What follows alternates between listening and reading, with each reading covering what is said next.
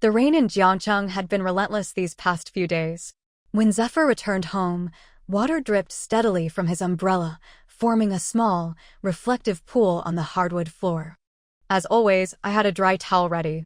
He lowered his head, his eyes, like scattered starlight, fixed on me with an intensity that made my heart flutter. "Miss me?" he asked, his voice a low rumble. I ruffled his dark, short hair with the towel, my fingers brushing against the small, stark tattoo at the nape of his neck. It was a tiny thing, almost an anomaly on his otherwise unblemished skin, like an accidental ink blot on a pristine sheet of paper. Zephyr had always been the epitome of a good student, perfect grades, impeccable manners. A tattoo seemed utterly out of character. "You should get that removed, you know," I said, gesturing towards the mark. It took him a moment to understand. He touched the spot lightly, his eyes still holding that lingering dampness from the rain. "Sure," he replied, his tone almost dismissive. "So, did you miss me, wife?" He brought the focus back, his voice laced with playful teasing. "No," I said, the word a little too quick, a little too sharp. He just smiled, his eyes crinkling into crescent moons, and leaned down to press a soft kiss to my forehead. Then, with the towel draped casually over his shoulder, he headed towards the bathroom. I stood there, watching his retreating figure, the words his old classmate, Ethan, had shared with me earlier that afternoon echoing in my mind. Zephyr's ex-girlfriend, Nix, had attempted suicide once, because of him. The revelation, delivered with a casual air over coffee, had chilled me to the bone. "What are you thinking about?" Warm, humid air enveloped me, and a soft nip at my earlobe made me jump. "Are you part dog?" I retorted, my voice nearly drowned out by the sudden roar of the hairdryer. Zephyr, his upper body still bare, raised an eyebrow at me, a triumphant smirk playing on his lips. My gaze, despite my best efforts, drifted back to the tattoo. I hesitated for a moment, weighing my words, before finally asking, "When did you get that?" The hairdryer was loud, but I knew he heard me. He glanced at me, but offered no reply. I repeated the question, louder this time. He switched off the hairdryer, walked over to the sofa, and picked up a t-shirt. His answer was still mumbled, evasive. "Are your parents worried about me having a tattoo? I can get it removed this weekend if it's a problem." It was true. Zephyr and I were at the stage where we were discussing marriage, meeting each other's families. But that wasn't what I wanted to know. "You're acting strange today," I observed. He wrapped his arms around me from behind, his chin resting on my shoulder. The scent of lemon shampoo filled my nostrils, momentarily masking the faint, almost imperceptible, scent of tobacco that usually clung to him. I hated the smell of cigarettes, and he knew it. He never smoked around me. We stood in silence for a while, the only sound the gentle hum of the air conditioner. Finally, I tilted my head back, looking up at him. I loved his eyes, deep and dark like polished obsidian.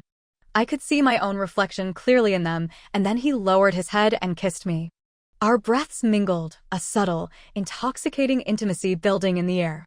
The shrill ring of his phone shattered the spell. It kept ringing, insistent and demanding. He glanced at the screen without looking, then silenced it. He pushed me gently onto the sofa, his intentions clear. The phone rang again. "You should probably answer that," I said, worried it might be something urgent from work. He let out a soft, frustrated sigh, reluctantly pinched my chin, and gave me a quick kiss before picking up the phone. Sometimes, it's strange how accurate a woman's intuition can be. The moment he answered the call, I knew the person on the other end was someone significant, someone different.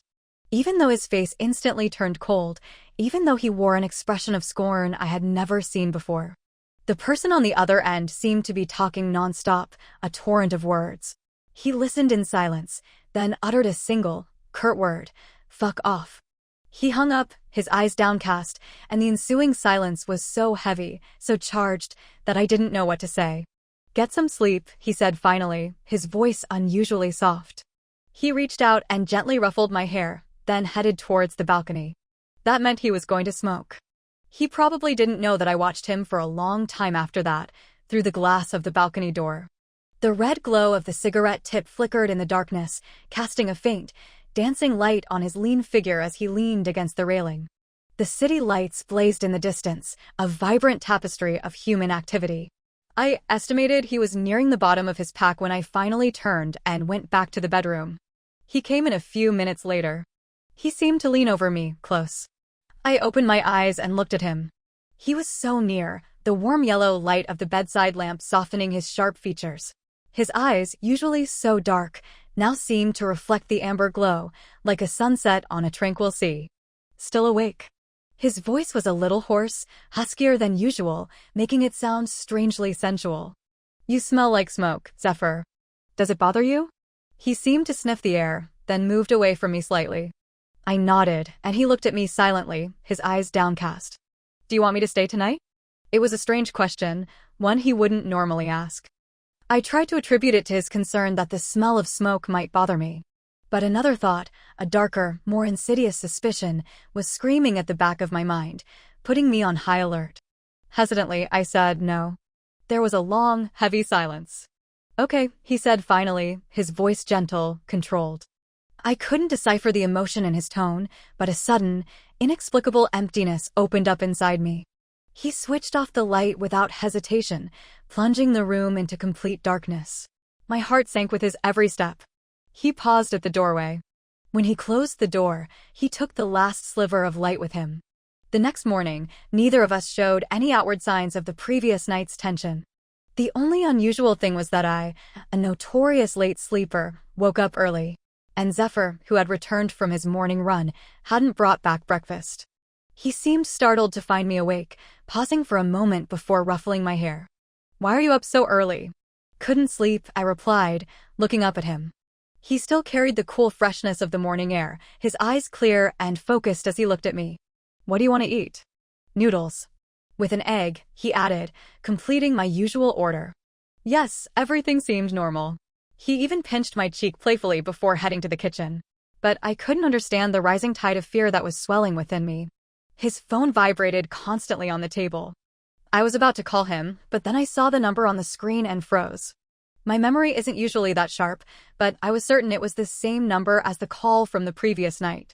Probably to avoid the smell of cooking, he had closed the sliding door to the kitchen.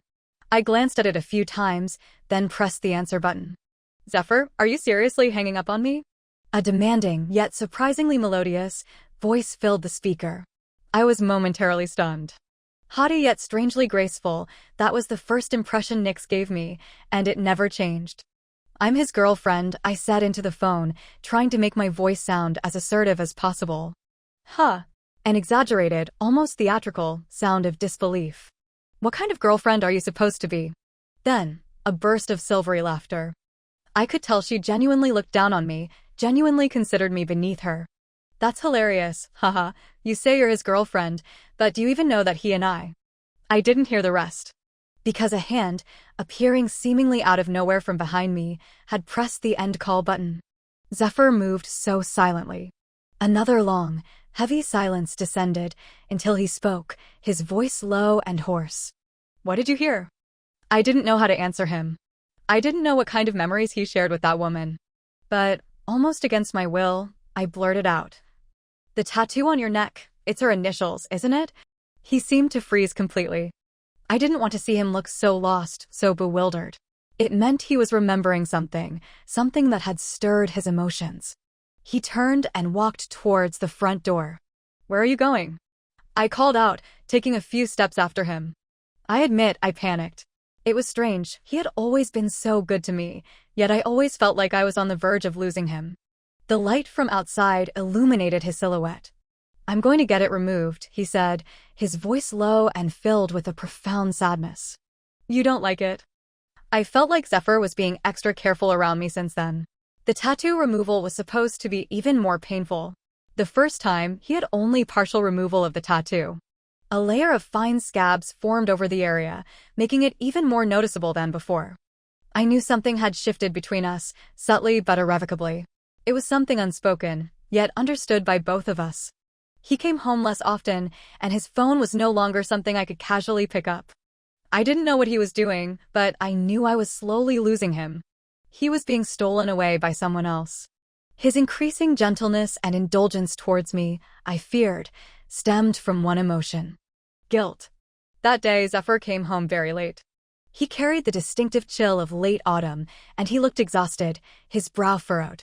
But when he saw me, his expression softened. Why are you still awake? He walked over and draped a soft blanket over my bare feet, then reached out to touch my forehead. His hand was cool, and I craved that touch, leaning my forehead against it. "Zephyr," I whispered, my voice so low I could barely hear myself. "Who is the woman who follows you home every night?" If I hadn't taken up a sudden interest in gardening, I might never have seen, from the balcony, the red McLaren that followed Zephyr's car home every night. I wouldn't have seen, with my own eyes, that woman almost throwing herself at Zephyr every time she got out of her car.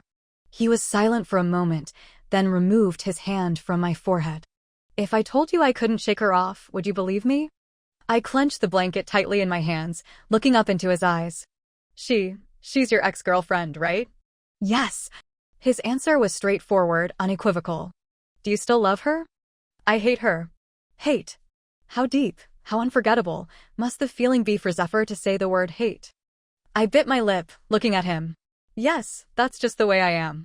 Call it petty, call it a bad temper, but I admit, at that moment, I was consumed with jealousy for the woman he hated." I stood up, without a word, and went back to the bedroom. The sound of the door closing was loud. It was the first time I had ever shown Zephyr my anger. Resentment, grievance, fury, all these emotions churned within me. I buried my head under the covers and burst into tears. What did I have to compare with his ex-girlfriend? His first love wasn't me, yet I had given him my entire youth. Why did his ex-girlfriend smile at me that day? Because she was confident. Because she knew she had carved an incredibly deep wound on him that he couldn't forget her. Zephyr knocked on the door, but I didn't answer. After a while, my phone vibrated a few times. It was a text message from him, telling me to cover myself with the blanket and not to catch a cold. I turned off my phone and threw it aside. The rain had started again these past few days, like the rainy season would never end. I had a dream. I dreamed I was hanging on the edge of a cliff. Zephyr wanted to turn back and save me, but his ex-girlfriend pulled him away. I woke up at 5 o'clock. The sky was still dim. I thought Zephyr had gone to sleep in the guest room, but when I opened the door, I bumped into someone. Had he slept by the door all night? "Up so early, wife," he said, squinting at me. I didn't have the energy to engage in his teasing and stepped over his body, heading towards the bathroom. He grabbed my ankle. I lost my balance and was pulled into his embrace. The faint scent of tobacco was present, but the heat of his chest was overwhelming. "Still mad, huh?" I tried to struggle, but he wouldn't let go. Finally, I called his name, and he released me. He stood up, swaying slightly, his eyes downcast. Everything seemed hazy in the early morning light. His shadow enveloped me, his voice a low, husky murmur. "I know you don't want to hear a story, but there's no chance of anything happening between her and me, ever again," he said. "So please don't be afraid that I'll leave, okay?" He leaned in, almost embracing me. I admit, my heart softened. I let him lead me to the bathroom, squeeze toothpaste onto my toothbrush, and bring it to my lips. "Want me to brush for you?" he asked, smiling. I snatched the toothbrush, the minty foam splattering around my mouth. I looked at him in the mirror, his eyes clear and bright. He always had a youthful look, and when he noticed me looking, he leaned down and kissed my neck. In the days that followed, I never saw the red McLaren again. Zephyr still didn't come home sometimes, claiming it was due to work. The days passed, and our relationship seemed to be warming up again. Tonight, when he came home, he brought a small cake. "I thought you'd forgotten," I said. "Wife's birthday? How could I forget?" It was late autumn, and the wind was particularly strong.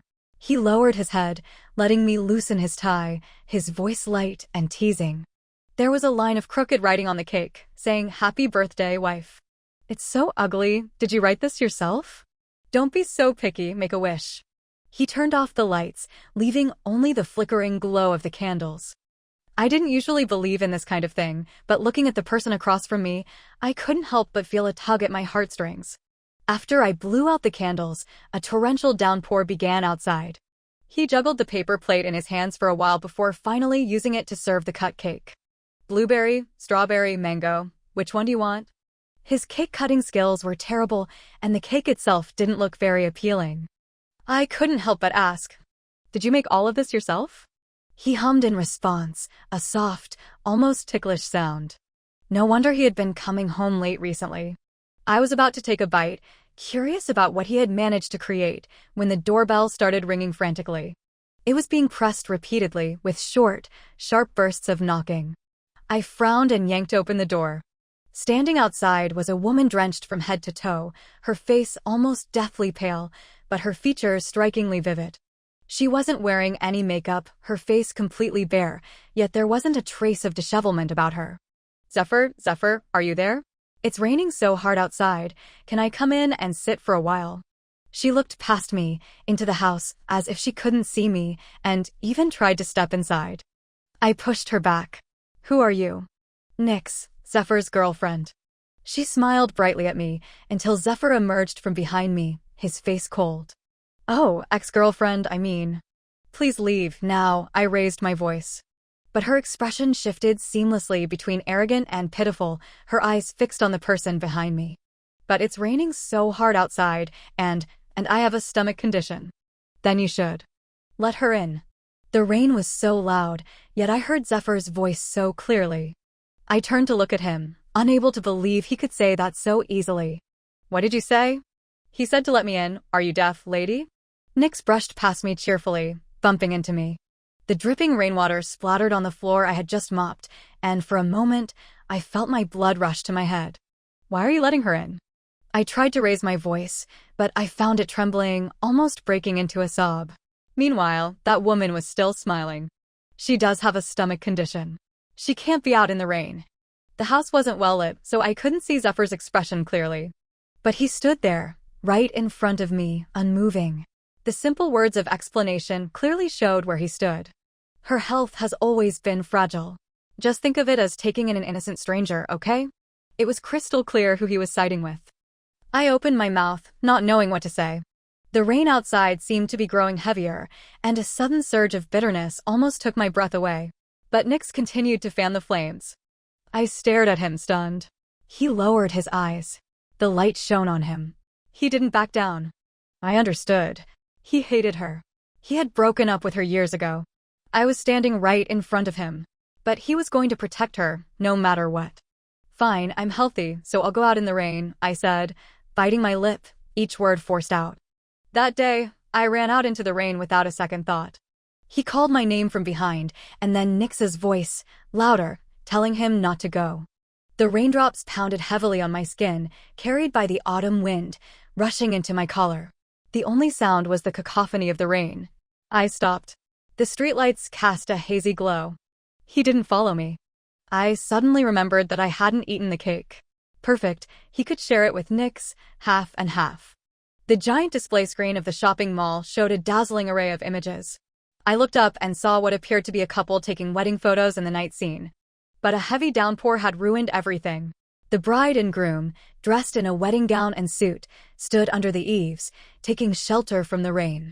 The groom said something to the bride, then suddenly ran out into the rain, shouting, "I love you." The bride just laughed, telling him not to be so embarrassing. I wiped my face, staring blankly at the scene, then slowly squatted down, and in the midst of the torrential rain, I cried without restraint.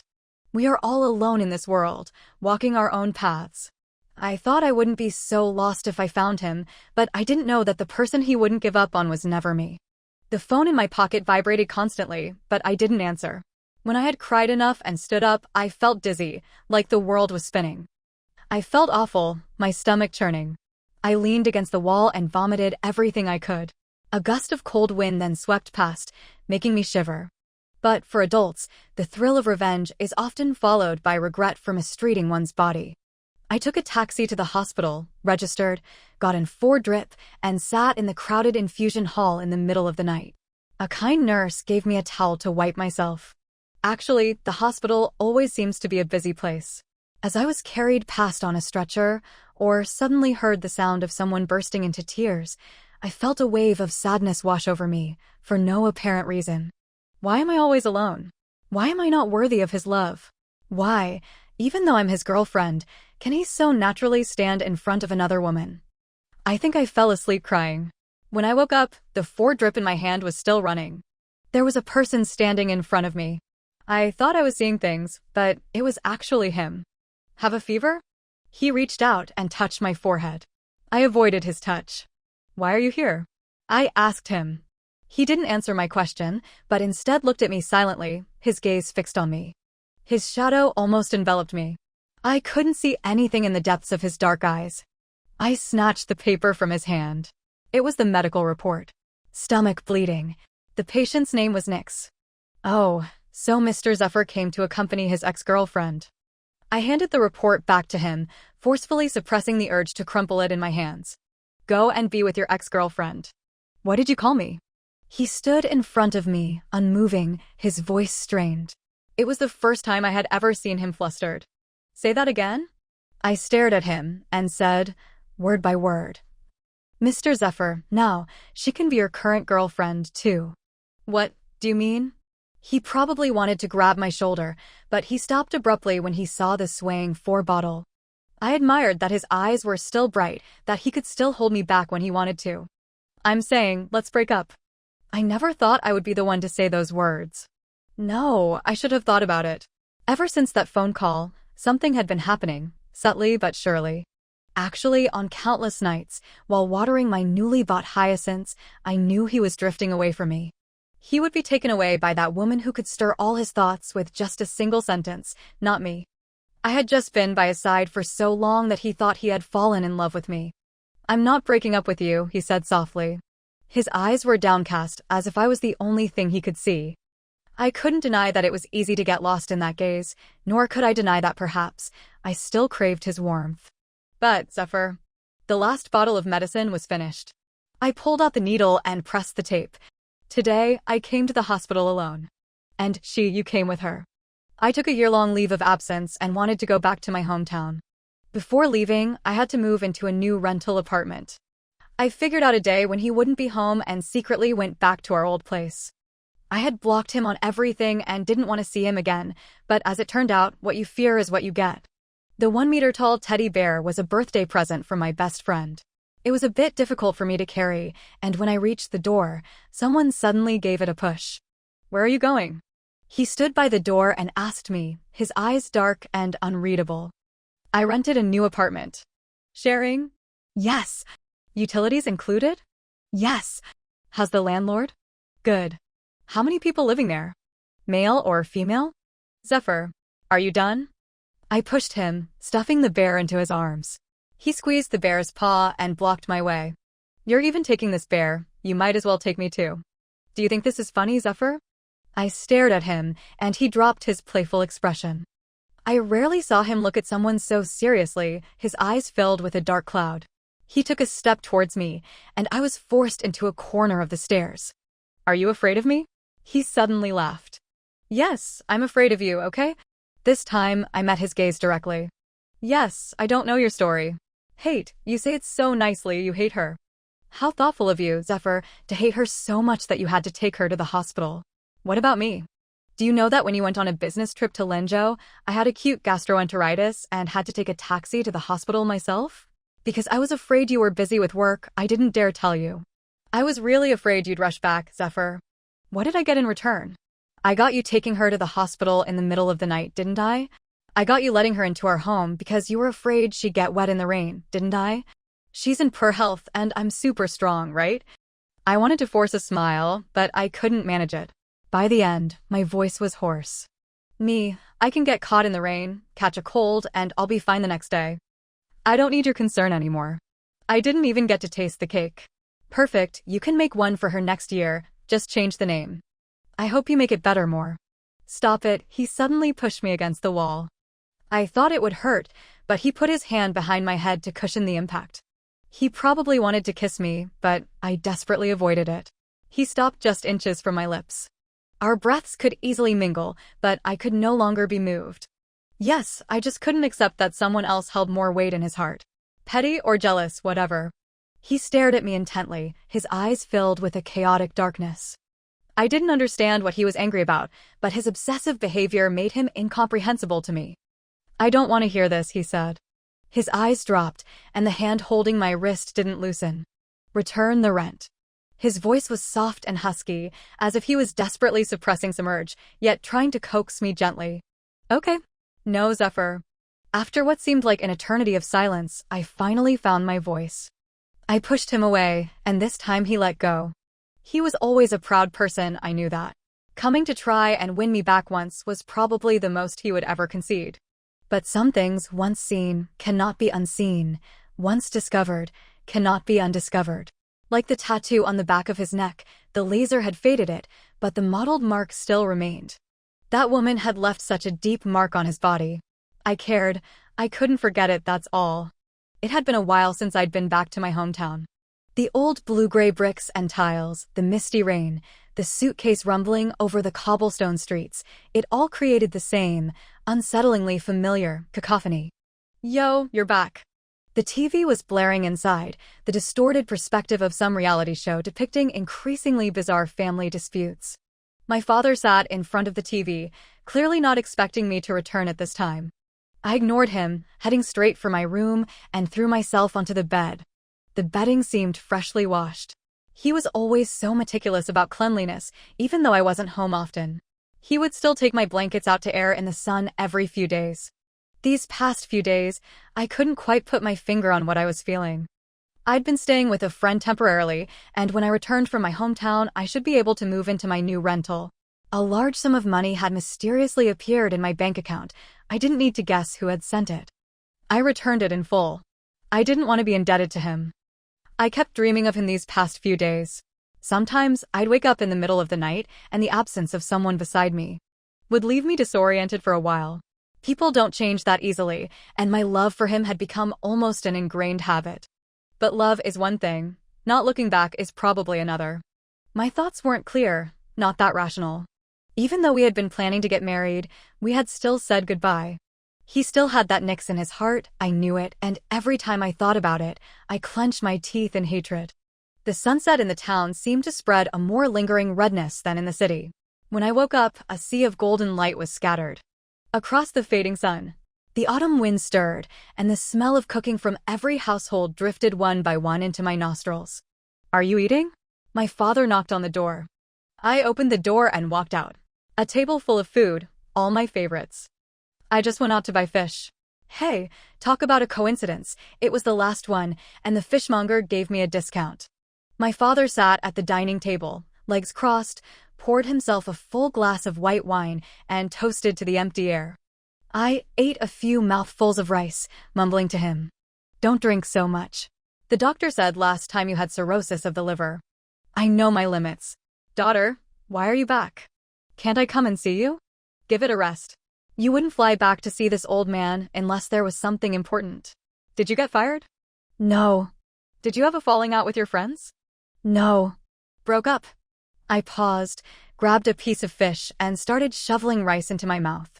Actually, Zephyr had come to my hometown with me before, but my father hadn't met him. I could almost still see that clear-eyed young man smiling at me beneath the gray-white walls, saying he would marry me in the future and that we should follow the local customs and have a banquet here. My father probably guessed 9 out of 10 things, but he could talk about anything except for matters of the heart, so he changed the subject. My eyes seem to be a little blurry lately. It's also blurry when I'm grading students' homework. He gestured to his eyes with his chopsticks. "And I keep dreaming of your mother, covered in dust, saying she's going to take me away." My mother had passed away when I was in high school, and my father always remembered her in this strange way. Later, I discussed with my father that during this vacation, he shouldn't ride his bike to school alone. I would take him. During the day, I had nothing to do, so I wandered around the town. After 3 or 4 o'clock, I would go to the elementary school where my father taught and join in on the physical education classes. I got to know a few of the kids there, and they always liked to chatter about nonsensical stories. Dragon Warrior saved the world today. I finally caught up with the anime they watched every day through their narrations. The children were all showing off how handsome their own dragon warriors were, when suddenly a child raised his voice. "Sister, that big brother is always looking at you." I instinctively followed his finger, looking in that direction. The camphor trees in the school swayed in the wind, and Zephyr stood there, hands in his pockets, looking at me quietly. I didn't expect him to follow me here. I thought we would never see each other again. The railing of the old elementary school was mottled with age. Zephyr's brow remained furrowed. I thought he wanted to smoke, but after fumbling in his pocket for a while, he ultimately didn't put one in his mouth. "I missed you," he said. His voice had a thick, hoarse quality that startled me. It was so direct, so unlike him. I didn't look at him. At this moment, the setting sun had just dipped below the horizon, and distant white birds circled lazily in the sky. After you left, he said suddenly, "I missed you so much I almost went crazy. I threw away everything that reminded me of you, but I still thought of you, no matter what I was doing." When he looked at me, his light-colored eyes were as clear as ever. I felt like I had long lost the ability to distinguish truth from falsehood with him. The evening wind blew the stray hairs on his forehead. "I never admit to regretting anything except for you. That day, I should have chased after you. How could I have let you go out in the rain?" But she suddenly collapsed, and "You couldn't just stand by and watch her die, could you, Zephyr?" I finished his sentence. A sudden, abrupt silence. Actually, we both knew what the other was talking about. His eyes clearly reflected my image, and in that instant, they became clouded. "But what if what I wanted was for you to ignore everything and come to me? Could you do that, Zephyr? You couldn't ignore whether she lived or died, could you? But I also couldn't stand by and watch her use that as leverage to get closer and closer to you." I looked into his eyes, speaking each word slowly and deliberately. His pupils showed a fleeting moment of helplessness. The school bell rang at that moment, and he suddenly grabbed my wrist. "Let go." I didn't want to get entangled with him again, but at that moment, someone suddenly ran towards me. It was my father's colleague, and his panicked expression instantly gave me a bad feeling. Old Lin is in trouble. My father had collapsed while teaching a class. The students had promptly found other teachers, and 911 was called quickly. When Zephyr and I arrived, a group of children were gathered around my father, who was lying on the ground. A little girl was crying, screaming nonstop. I was distraught. Zephyr pushed through the crowd, knelt down, and checked my father's pulse. I had almost forgotten he had studied medicine in college. His CPR was methodical, but I was completely at a loss. The surrounding noise seemed to detach me from reality. I even hallucinated the sound of the ambulance siren, anxious about whether that 911 call had actually gone through. It wasn't until we were in the ambulance and the paramedics had put an oxygen mask on him that I knelt by the bed, my body swaying with the incredibly fast ambulance. I didn't want to accept Zephyr's help anymore, but it was he who methodically explained my father's condition and the emergency measures he had taken to the paramedics. Fine beads of sweat formed on his forehead, and he casually brushed his hair back. The red light of the operating room came on. I slowly slid down the wall. The stark white lights of the hospital always evoked unpleasant associations. The doctor said that thankfully Zephyr's first aid measures were properly performed, otherwise my father's condition could have been even more critical. I seemed to have remained in that position, unmoving. My mind was a jumble, unable to think of anything, until my cheek touched something warm. Looking up, I realized it was him, holding a can of coffee, kneeling in front of me. "No." I turned my head away, unable to describe my emotions at that moment. The still red operating room light suppressed my heartbeat. Zephyr looked at it with me. "Uncle will be fine, he paused here." I stared at his profile, illuminated by the flickering light, hoping he would say something reassuring. But he just looked at me. I knew what he meant. He must have understood my father's condition during the first aid, and he wasn't the type to lie. A long, long time ago, I had also knelt in front of an emergency room like this. The wind howled before the storm, and the hospital windows were closed. The wind shook the leaves violently, and the gloomy weather seemed to offer no glimpse of light. I buried my face in my hands until I could no longer cry. Zephyr sat with me on the floor in front of the emergency room. I wished the person beside me wasn't him. I wished he hadn't seen me in such a pathetic state, but in this hopeless situation, I had no one else to contact. My mother passed away when I was in high school, hit by an overloaded truck on her way home from work. I was in my senior year then. I rushed to the hospital after my evening self-study. It was the first time I had ever seen my father so distraught. He hadn't smoked since I was born, but after my mother died, he locked himself in his room and smoked day after day. At that time, I would cry every night while doing my homework. My mother always brought me something to eat around 11 or 12 at night. I would habitually call out to her, only to realize that she was gone. My mock exam scores got worse and worse. My father locked himself in his room and practically ignored me. I used the change on the table to eat outside until my homeroom teacher called him. He finally came out, acting like nothing had happened, cooking for me every day and taking me to and from school. At that time, I felt that if it weren't for him, I would have jumped off the Mingda building at school. Now, what am I supposed to do? He suddenly grabbed my hand and pulled me outside. The torrential rain had already begun. He took out a cigarette from his pocket and told me to put it in my mouth. I stared blankly as he put the cigarette in my mouth. The light of the lighter flickered, reflecting in his pupils. There was an emotion in his eyes that I couldn't understand. Then he abruptly took the cigarette away and looked at me, beside me. Are you crazy? I glared at him and turned to walk back into the hospital. He grabbed my wrist from behind and pulled me into his embrace. When I miss you intensely, I smoke. You know, cigarettes can really take you to another world. His breath whispered in my ear, his words always carrying an unfathomable emotion. Just now, I really went crazy, wanting to teach you to smoke. I silently pushed him away. For the next 6 hours, my father was in surgery. Wherever I went, Zephyr followed. I was really annoyed and told him to get out of my sight. He looked at me, turned, and walked out of the emergency room corridor. Later, my father was pushed out of the emergency room and into the ICU. Family visits were not allowed. I could only look through the small window. I could hardly recognize the old man lying on the bed with his hair shaved off. He didn't look like the person who, just that morning, had been glaring at me, saying that a few kids hadn't done their homework and he was going to deal with them. I smelled the aroma of wontons and realized that I hadn't eaten anything since yesterday afternoon. The person beside me also seemed to have not slept all night. His eyes were relaxed, and the bag he was holding was still steaming.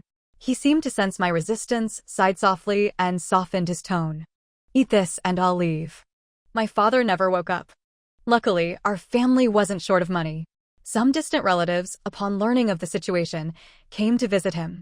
There were also uncles and aunts who gave me money.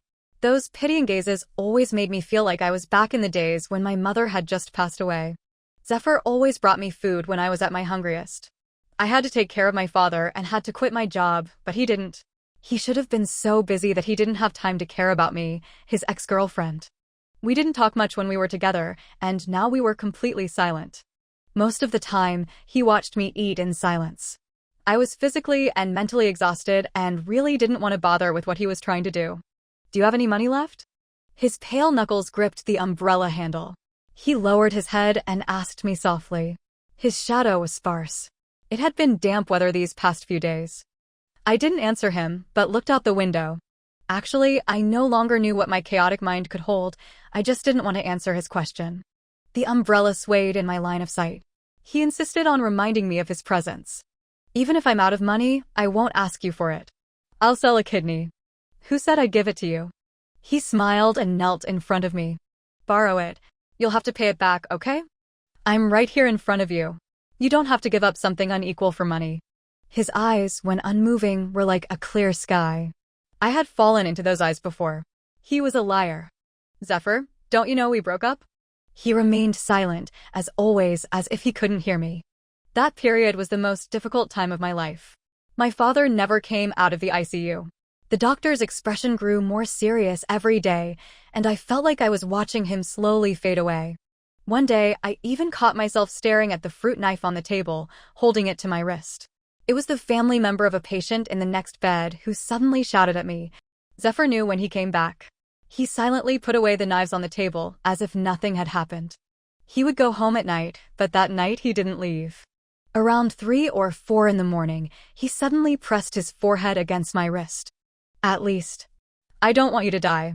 His voice was thick with a nasal tone, blending into the boundless night.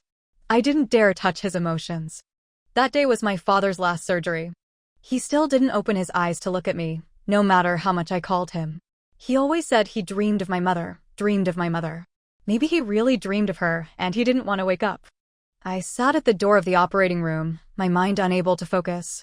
I still felt an urgent heartbeat. Time became so difficult to endure again. The phone in my pocket suddenly vibrated dozens of times. I had been so distraught these past few days that I didn't even know I had added a stranger. That person said she was Nix's friend. She said Nix hadn't eaten for 3 days because Zephyr had abandoned her. She begged me to leave Zephyr, saying that it was because I had stolen Zephyr that Nix had been so distraught these past few days. She said I was just a third party. I didn't know Nix and Zephyr's story. I had no right to compete with Nix. She said Nyx was Zephyr's first love. Zephyr was the top student in the city's #1 high school at that time. It was Nyx who had burst into Zephyr's life as a good student. She taught him to smoke. He fought for her. At that time, she suddenly disappeared, and he searched the entire city for her. Many pictures were attached after the text message, mostly night scenes. Nyx was that Nyx, and Zephyr was a Zephyr I had never seen before. Wearing a white shirt with the top 2 buttons unbuttoned, he smiled so brightly at the camera. I clenched my phone, feeling my heart being twisted again. Why did she have to send me a message at this time? My father's surgery light was still on. But when I looked up, I saw Zephyr walking towards me. I stared at his face, filled with concern, and never had I felt so much hatred for him. He probably didn't expect me to be so strong. He was pushed back against the wall and still tried to check if he had bumped me anywhere. What's wrong? Zephyr, your girlfriend hasn't eaten for 3 days. Go back to her and tell her to eat. I smashed the phone at him. He glanced at it and probably understood. I hated his silence, his indulgence, just like that night when he let her into our home. I admit that my stress was really overwhelming at that time. I so desperately needed an outlet to vent all the grievances and anxieties of these past few days. Your girlfriend hasn't eaten for 3 days. Shouldn't you go back and cook for her? What if she starves to death? You care about her so much. Hurry back. I grabbed his collar, sarcastically mocking him, but my voice was so hoarse. He tried to wipe away my tears, but I avoided him. Why do I have to receive messages about your ex-girlfriend at this time, Zephyr? Can you and that bitch just disappear from my sight? I don't want to know what kind of story you had. I really don't want to know. Do whatever you want. Please. I have nothing, Zephyr. I really have nothing. I already didn't have a mother, and now I'm going to have. I'm really alone now. It's okay to be alone. I don't want to be played with by you anymore. You care about her, so be with her, okay? There's no need to act like this. No need to appear in front of me. I don't like you. I really don't like you anymore. When the tears fell, I realized that I had never cried like this in front of him.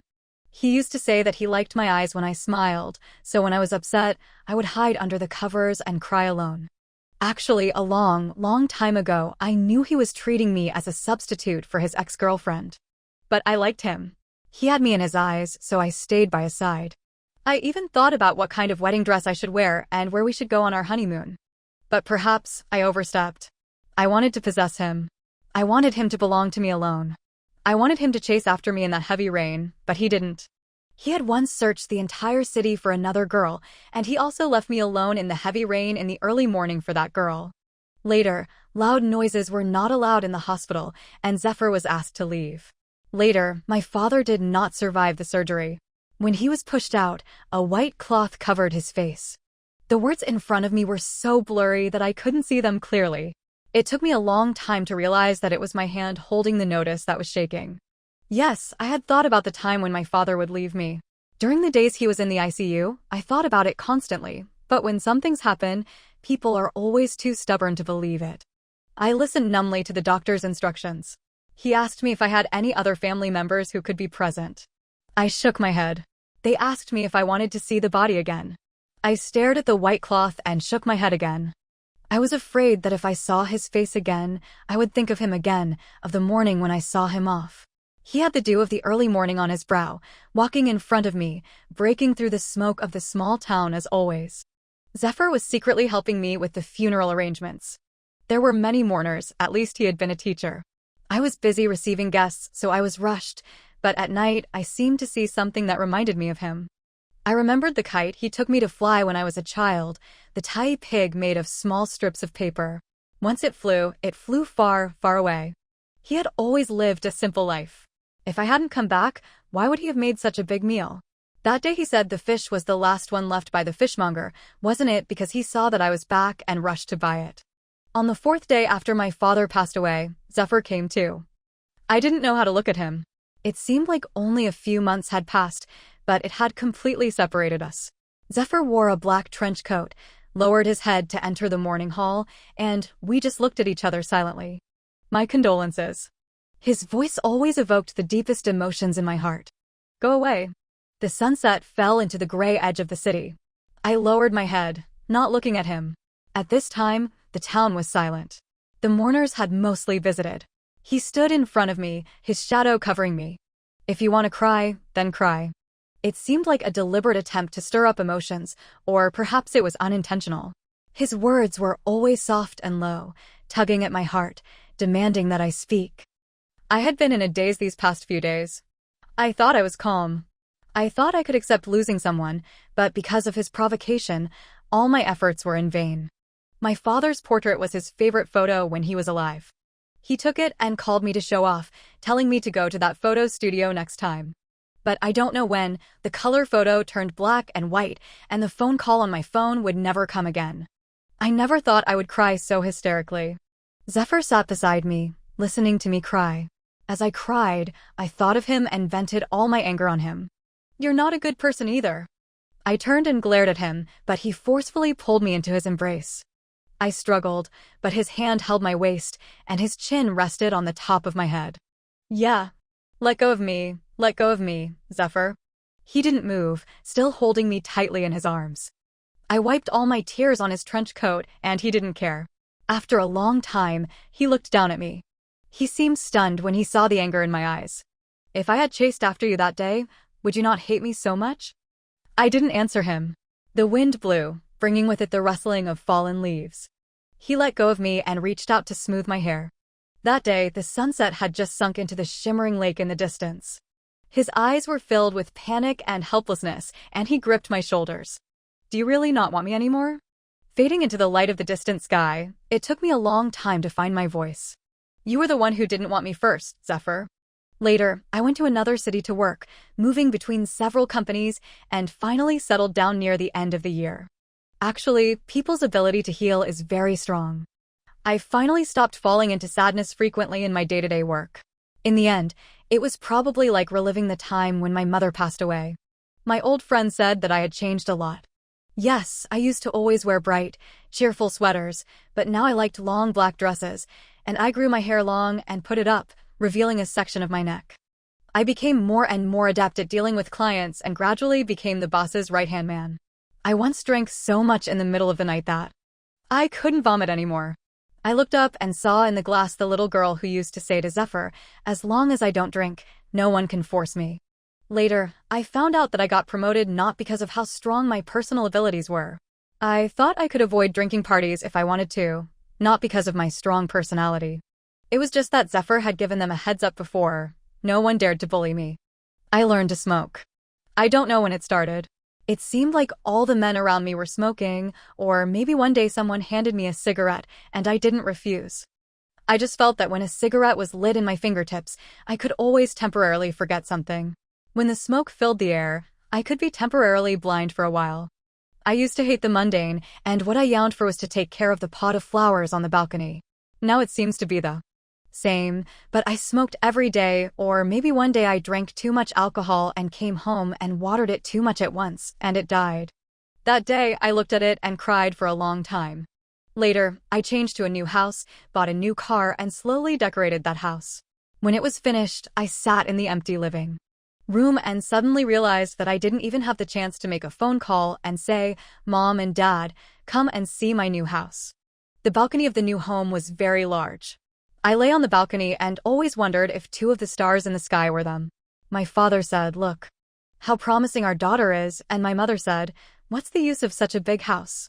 Hurry up and give her a dream and tell her to quit smoking."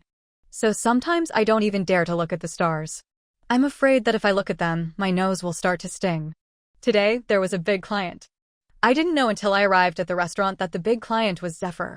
How long has it been since I last saw him? I can't say what kind of feelings I still have for him. I had never seen him from this angle before. It used to be him who came home smelling of alcohol and then collapsed in my arms. Now, he lowered his eyes as if he could automatically separate himself from others by a million miles. No matter who was around, he had to say a few flattering words. It seemed that I had been looking for too long. He looked in my direction. In an instant, something spread in his dark eyes. I looked away, but he kept staring at me. The boss was so astute that he immediately pushed me out and told me to toast Mr. Zephyr.